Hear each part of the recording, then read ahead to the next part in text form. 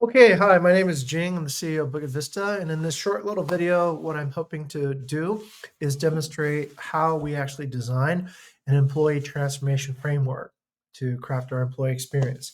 So during this video lesson, what I'm hoping to impart is some of the thought processes that went into designing the transformation framework. I'm also going to tie that to the services that activate and drive the cultural engine to move our employees to have a transformative employee experience. And hopefully by the end of this, what I'm hoping that you'll be able to take away is that you can analyze transformation services through the use of employee engagement surveys to determine whether or not we should stop, we should continue, or we should improve a particular employee transformation service. I'm hoping that you can actually build a culture here at the company by creating employee transformation services and seeing how the mechanism works at a strategic level. Okay, let's go ahead and begin. So I'll share my screen. And the first thing I'd like to do is to draw a diagram. Now, what you see on this side is essentially the framework that we're going to be building together, and I'll draw this out. So this framework, where is it inspired by? It's inspired by Chip Conley's employee truth pyramid. Okay, so what exactly is this? Well, this is a framework by which we understand how an employee who works in our company can actually find purpose. So this indicates the different levels that an employee will engage and transform, hopefully, during their career at Bukit Vista. So at the first level is, of course, job, moving into career, and finally, at the highest level is a calling. So let's go ahead and take that structure and apply it here. Okay, so the first thing we need to do, of course, is to label our pyramid. So job goes at the bottom, calling is in the middle, and calling is at the top, excuse me, and then career is in the middle. Okay, so that represents our employee transformation pyramid. But how do people arrive into the company? Well, they can arrive through a number of different services. Okay, so I'm going to indicate 3 arrows to indicate the 3 different ways that an employee can arrive into the company. Now, what do we mean by when we say a way that they actually arrive into the company? Which it means that we drive awareness. We drive job awareness by posting job ads in popular job platforms like LinkedIn, JobStreet, these things, and we ask people to come and work for us for money, for a transactional purpose. That's one way that we get employees into Bukit Vista. The other way is we raise awareness about the career opportunities. Now, this might be doing an internship here, after which you can get an amazing job at a leading company here in the world, or it builds up a career because you've always wanted to elevate, and we show the amazing career opportunities available at Bukit Vista as well. And then finally, we can introduce people and make them aware that Bukit Vista offers an opportunity to pursue a calling by designing really innovative hospitality solutions that can positively transform our guests and partners and our employees. So this is essentially these are the ways that we raise awareness and we introduce people into our employee transformation framework. And we'll just label these with different service labels, right? We'll call this any service that is related to raising awareness to attract calling stage candidates. We'll call that service 1. Any service that we use to raise awareness for career stage employees, we will call that service 2. And any service that we use to raise awareness for job stage employees, we will call that service 3. Okay, so now we've built the inputs that come into our pyramid, but that's not all that we want to do, of course. We want to transform our employees while they have actually been here. So what do? We represent those transformations using these arrows here. And what this means is that if an employee comes here for a job, we want to transform them into having a career. They have a career, we want to transform them into feeling calling. So those are important services that we take into account. So those are then represented here. We call them services 4 and services 5. And perhaps I also need a little sticker here. So I'm going to borrow this Post-it and we'll create a little sticker. We'll call these career to calling transformation. Okay, so that will be the way that we label this particular service. And just similarly, we'll call this service over here, we'll call this service 5, we'll call this job to career transformation, and that will give us a blueprint there. Okay, all right. So now we've built the few levels in our pyramid that indicate um, the awareness, but also the transformation. But what about the next thing? The next thing is we need to maintain. We need to find a way, represented by these circle arrows, to maintain people who are here for job stage. We need to also maintain people here who are here for career stage, and we also need to maintain people who are here at a calling stage. And we need to think about unique programs that we can do in order to do that. So we'll once again label these with different numbers again. We will probably call these services that maintain jobs service 6, maintain career service 7, and maintain calling service 8. So now we have a very strong framework and a very easy understanding of a few principles here, right? So we will start creating some labels here.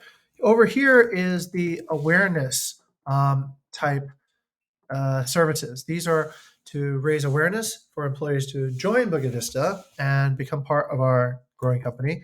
And then these services over here are in the category of transformation services. So transformation services are to positively transform people who are in the company to attain higher goals and stages of development based on a Maslow pyramid. And then the final stage over here, these we can call not the final stage, but the final category. These are maintenance services, and these are there to maintain our employees within the framework of our company. Okay, now that the framework has been explained, let me go into how the workflow and the mechanism of how we build a culture. So how do we actually build a culture? Well, let's go through the employee workflow first, and we see how do employees actually arrive. So here's the basics. Most people, they become aware of Bukit Vista through one of our many channels. It might be they're on a mailing list, or they're part of our LinkedIn follower group, or they read articles about us, and that brings them on backlinks back to our sites, or university clubs, professor, university career portals, our e-talk, which is a webinar that we conduct to interest people who are interested in various subjects, and also the Instagram for that e-talk. All that traffic is funneled onto the website where people can apply for a job. The applicants then we engage with, they then become selected, and once they become selected, we pass them through a self-learning system. From the results of that self-learning system, we are able to determine if they need a mentor, if they are a leadership candidate, a coach, if they're a project candidate, or a trainer, if they're an operational candidate. Now, once they have been onboarded in the company, then they will start experiencing the employee transformation services, which are all the various elements that make up a culture. What is culture, after all? It's a thousand things, a thousand times. It's the power of habit. So we here at Bukit Vista record those habits, and we deliberately practice those habits by being aware that they are actually called employee transformation services. And a few moments later, I'll introduce what an employee transformation service actually looks like. Now, the sum of all the employee transformation services forms the employee experience. Okay, and what happens after that? Well, the employee experience is it needs to innovate. We need to be able to track it, measure it, and determine are all the services that we're providing to create the employee experience, are they relevant? Do they actually promote the culture and the mission and the vision of the company? So how do we do that? Well, we need feedback systems. There's two feedback systems. One is a passive system whereby we listen, we observe what our employees are doing. Many habits are subconscious. We just do them without even thinking about it. Perhaps speaking in English for our meetings, or using Slack to communicate. At some point, these feel so natural and they feel so obvious that we don't actually realize that they are essentially employee transformation services. So it's through passive observation and listening that we've become aware, oh my goodness, these are actually habits that we have, and these form the employee experience. So that is one channel. But of course, we also have another channel, and that is the active listening channel. And so what do we do in active listening? Well, we try to gather employee feedback through many forms. We use employee journals, which track the individual progress and also the bonuses that individual employees receive every month. We have the all hands commentary, which is a way to give comments and feedback to the people who are participating in our all hands when they update their personal updates for the week. We have one-on-ones we have peer-to-peer chapter feedback, and we have the very popular employee engagement survey. So just earlier, I was coaching an intern about the employee engagement survey and how the employee engagement survey, it needs to be tied to the employee transformation services.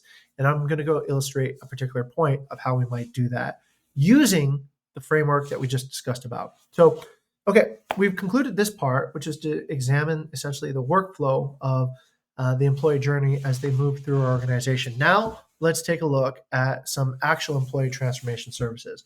Okay, so within CODA, which is our guideline index, which is a compilation of all the documentation that is necessary in order to run Bukit Vista, we have these employee transformation services.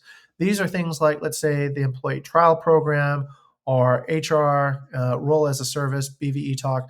We have dozens of these particular services. And let's do a few. Let's go ahead and screenshot maybe this one out. This is the all hands personal updates.